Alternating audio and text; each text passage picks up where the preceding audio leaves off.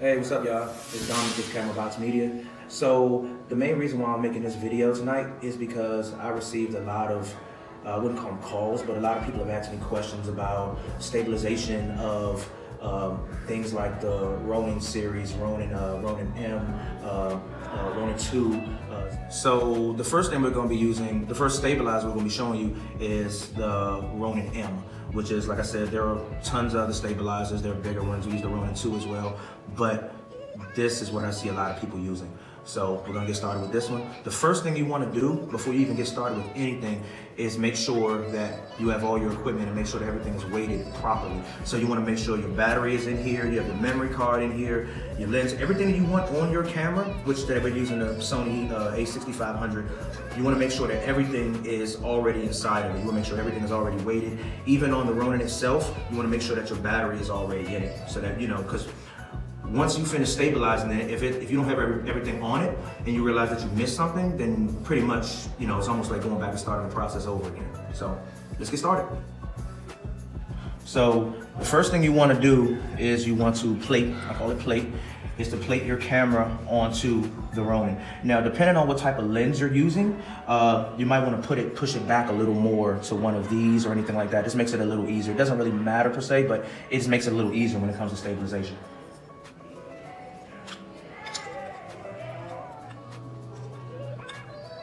Let's see, we have a bit of a longer lens, so I'm gonna push this back a little bit on here.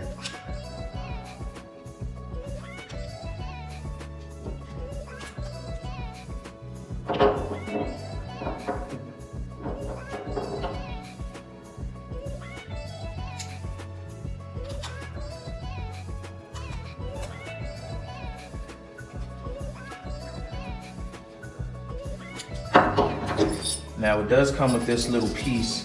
It does come with, most Ronin series come with this little piece right here, which just basically like, supports the lens. It's a lens support. I don't really use it. Some people do. I don't really notice a difference in it, but teach its own.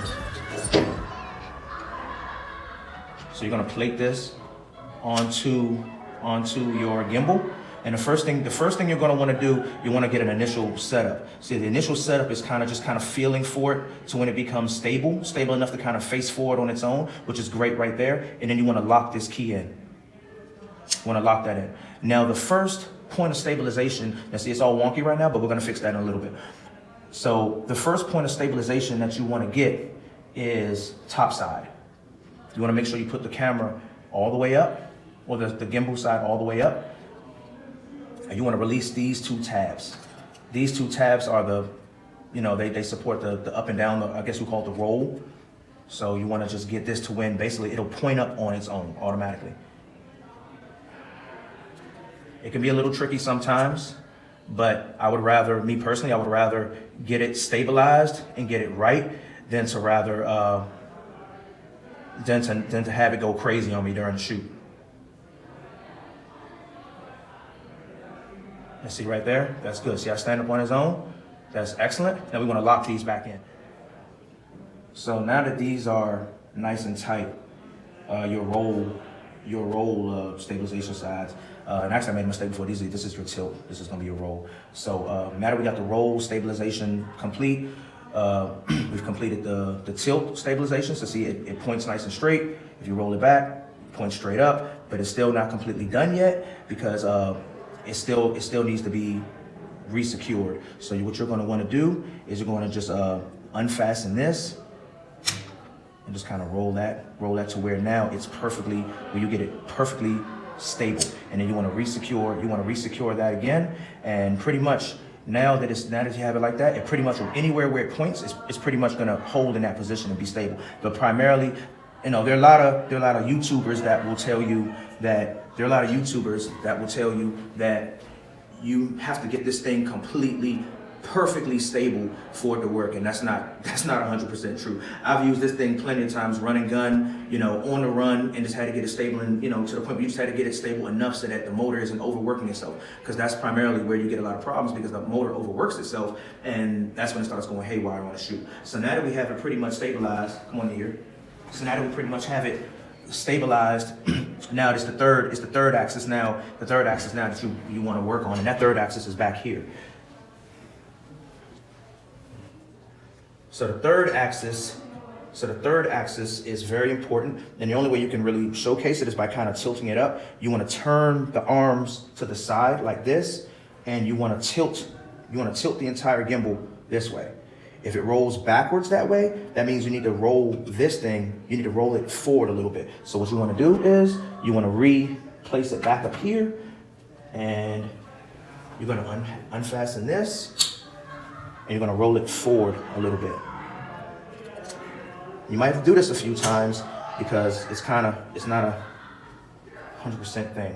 So you're going to roll that again, and pretty much it doesn't move, and that's what you want to get. You want to not get it to move, and that's pretty much your three axes are stable. You pretty much have all your axes stable. So now you want to turn it on, and now we're going to actually show you the app. We're going to actually go in and show you some of the things to look for in the app to make sure that you are getting the best stabilization out of the motor. So if you have a Ronin, you want to definitely have this app right here, right up here, and that's the DJI Assistant, and that works with the Ronin M and several other Ronin series. You want to click on that, and you want to the Bluetooth would automatically kick in, and it'll sync itself to your device. It'll sync itself to the device, and you want to click on that.